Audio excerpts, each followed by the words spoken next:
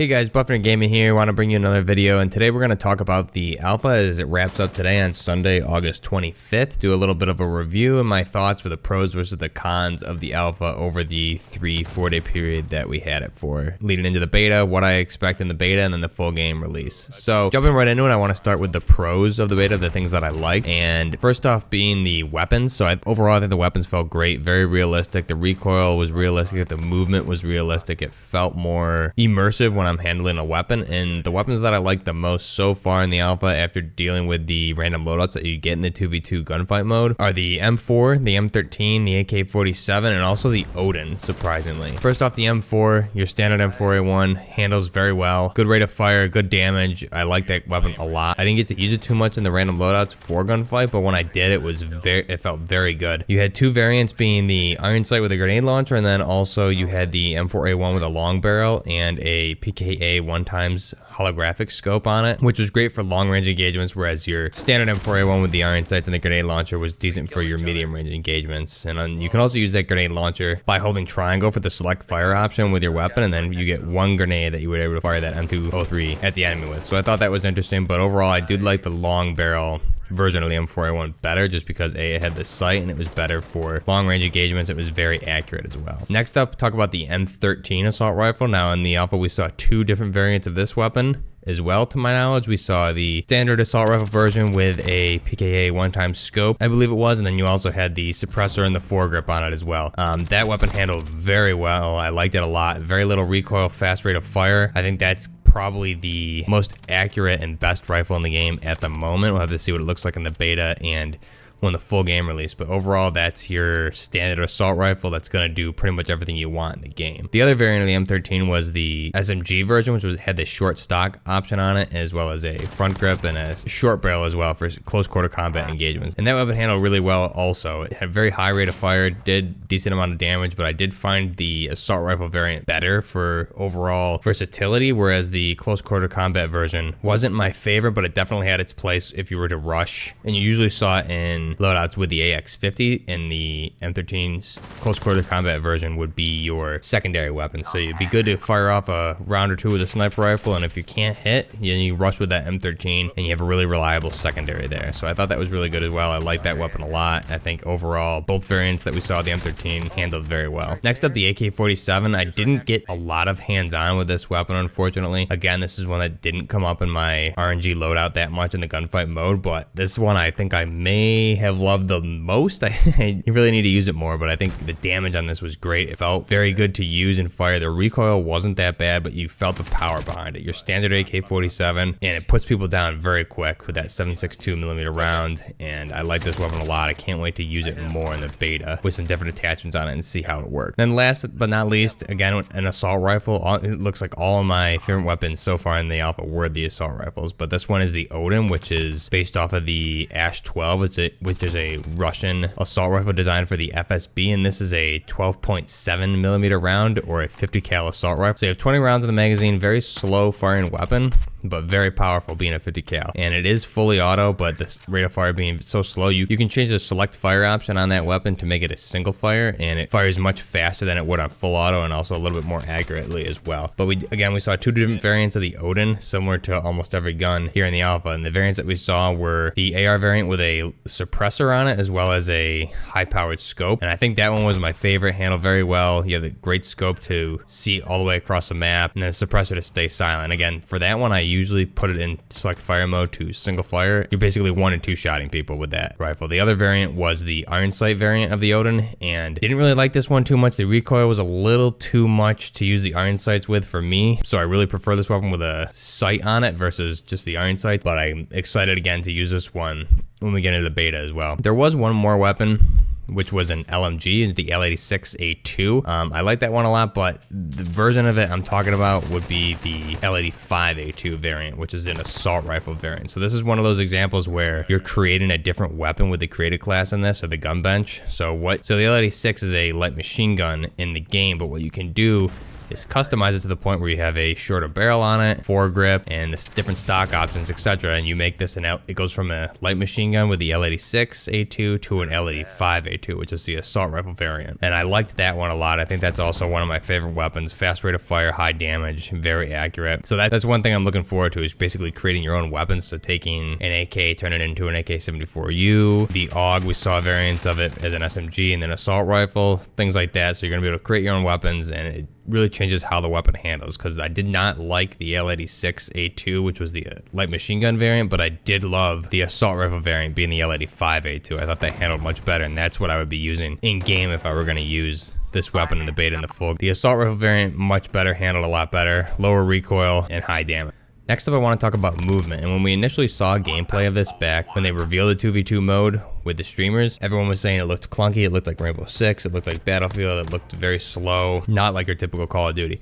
And they may have changed it since then, because in the alpha, the movement to me felt fine. It's still very tactical, and you're able to approach things more realistically versus the Black Ops 4 movement mechanics where you're sliding and super jumping and all of this. But in Modern Warfare, you can still slide, and I did it a lot in my gameplay, sliding around corners to get an advantage on somebody, or just moving to cover quicker by sliding, adding a little bit of jump at the end there. So it still works, you can still move quickly like that, but you're also able to approach situations more tactically and approach them slowly versus running right in and sliding around corners, etc. You can pie those corners, you can pretty much do it any way you want, but it is by no means clunky. It definitely has a more realistic feel to it, and I prefer the movement in this over any Call of Duty so far. I would say it's more like a COD 4 or a Modern Warfare remastered movement, but refined and added some mechanics to that made it more versatile. And one of those additions would be the mount mechanic for your weapon. So there's a couple of examples in my gameplay here in the back that you might see where I'm mounting the weapon on a wall or on a surface, and it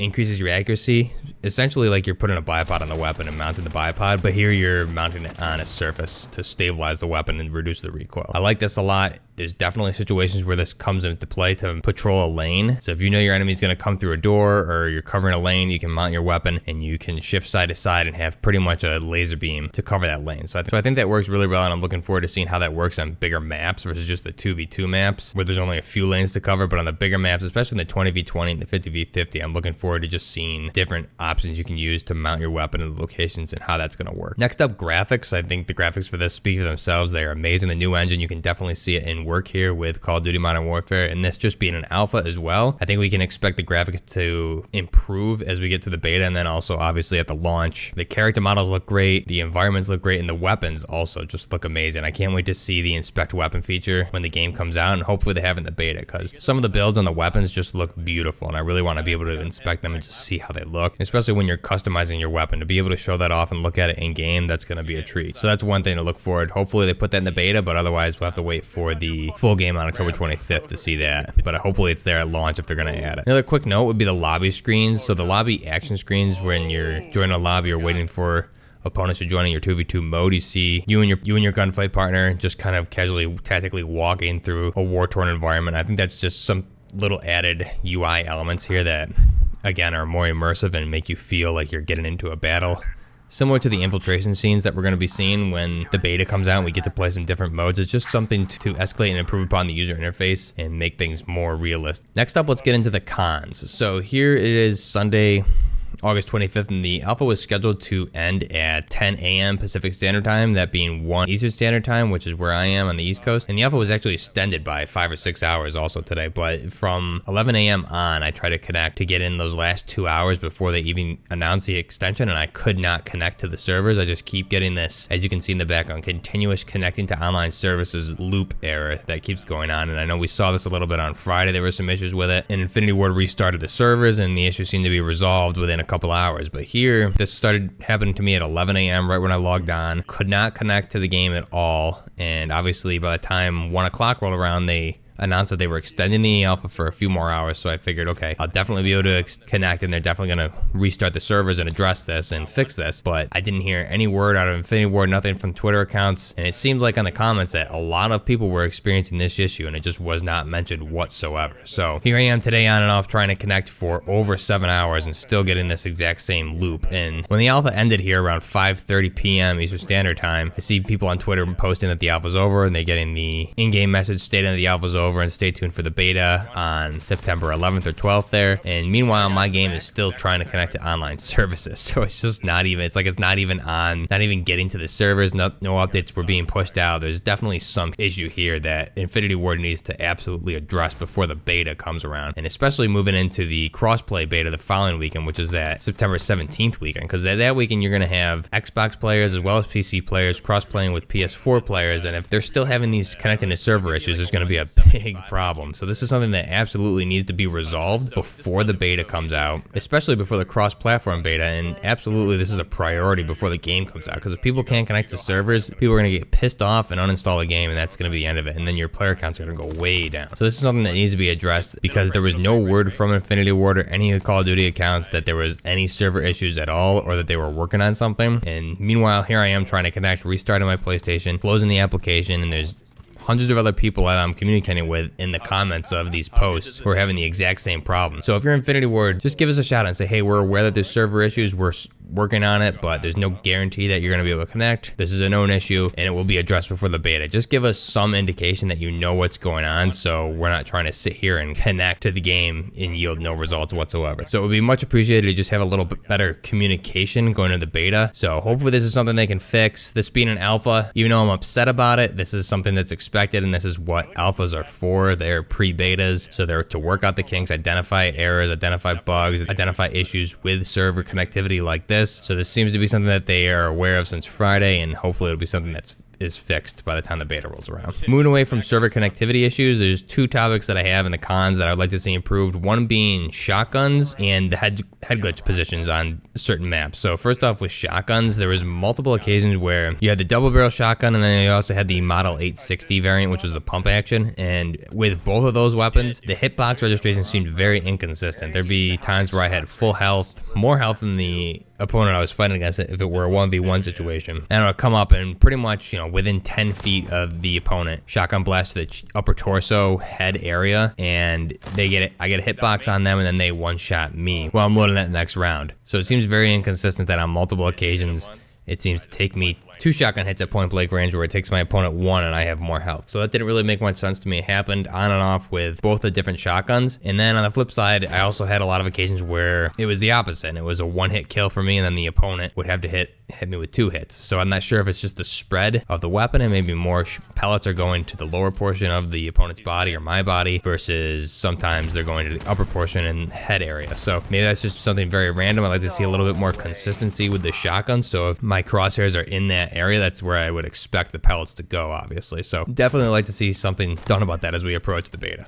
Another thing that I'd like to see improved is the footstep audio. I know in the alpha it was really hard to figure out where my opponent was coming from or where they were on the map on some occasions. Sometimes it was fine and I could tell exactly where they were, but then on other occasions it was really hard to figure out where my opponent was coming from, what direction, and where they were on the map. For some examples on the map King, I know I'd be up top in that center high point there in the middle of the map, and I would be crouched to listening for the last opponent on the map on the enemy team, and I couldn't really tell if they were below me on one of the sides of the map or not, and I would think I would know what end of the map they were on, and then it turns out they would come up right behind me and I didn't even hear them coming. So there's a couple occasions, especially on King, where the enemy would sneak right up on me and they weren't even crouch walking, and I couldn't quite hear where they were coming from until they were right on top of me and it was too late. So Infinity Ward has already confirmed they are going to reduce the first person footstep audio. So they're going to reduce the footstep noise that you're making personally, and then they're going to buff your opponent's footsteps. So it'll be easier to hear your opponents, but it's not going to be buffed to the point where it's a dead giveaway specifically where they are, but you will be able to hear your opponent's footsteps within a certain vicinity. So that'll be good, and I can't wait to see how that plays out in the beta. My last con so far for the alpha would be the head glitch positions on some of the maps, one in specific being Speedball.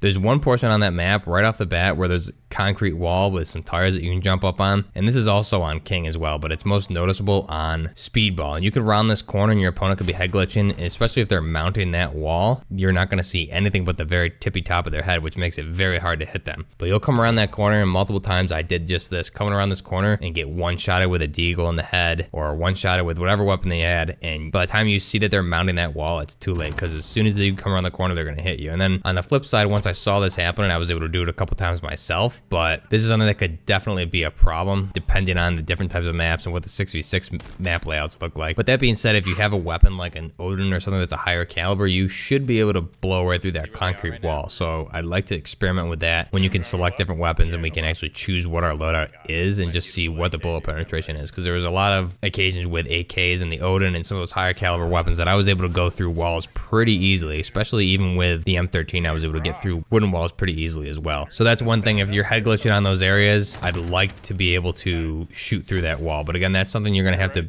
identify when the round starts. Is okay, what's my loadout? Do I have a high caliber weapon or not? And then you're going to have to be able to identify what map it is and where those head glitch positions are, and approach them a little more carefully, because if you're running around the corner like I did on several occasions, you're just going to get one tap with a deagle or whatever weapon, you're going to be done instantly. So definitely going to need to look out for that. But I think that's it really for the list of cons for the alpha. This being an alpha, it's really designed to stress test the servers and stress test the game and identify some errors and bugs that may have been missed in in-house testing. So that's all I have for this. Overall, I really enjoy the game a lot. The gameplay is extremely fun, very addictive, because the rounds are so quick. Even if you're losing, you're right back into it. So it's a lot of fun. I would say playing with a teammate who has a mic is a necessity in this, especially somebody that you can get into a party chat with and you're used to playing with, because your communication is key for this round. And this is how those competitive modes always are. You know, looking at Search and Destroy and the other competitive modes in Call of Duty history, and also other games like Rainbow Six, you need to be able to communicate with your partner. And there was a couple occasions where I didn't have a partner that had a mic, or some of my friends were on. I was trying to just solo games with randoms and I didn't have mics, and it made it very difficult to know where the enemies are, or to call things out for them, or to hear anything from them, because they obviously can't communicate. So that's always a pain when you're going up against a clan, guys that are used to playing together, that are communicating, making call outs, and then you're stuck with somebody that you can't even talk to, and that makes it really, you're fighting a losing battle right there, because communication in my mind is half the game, is making good call outs and knowing where you're starting off, what you're doing, what the plan is on that map. So definitely want to be playing with friends or someone you can talk to when you get into the Search and Destroy modes, and then obviously 2v2 gunfights in the beta, and then obviously full game. So that's all I had overall. Like I said, I like the game a lot, but let me know what you guys think. If you stuck with me through this long video, let me know what your thoughts are. Do you like the alpha? Are you looking forward to the beta? What are your pros and cons? What are your favorite weapons? As I said, mine are the M4, M13, AK-47, the ODEN, and also the assault rifle variant of the L86A2, which is the L85A2. So we saw that on a couple random generated loadouts as well, and I really like that one. And then obviously I think the Deagle's also up there. Obviously top pistol. Worst weapon definitely goes to the M19 pistol. Thing is horrible. It takes 6 to 7 shots to kill somebody at point blank range, so that's a pain. But hopefully they'll buff that a little bit more as we get into the beta. I know they buffed it a little bit on the alpha, but it needs a little bit more power, because it's really hard to kill people at close range, and I just found myself running out of ammunition, having to reload before I can even kill somebody. So let me know what you guys think down below. Until next time, Buffner Gaming out.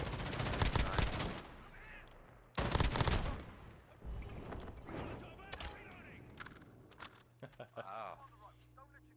I knew they were going to be sniping. I'm taking fire!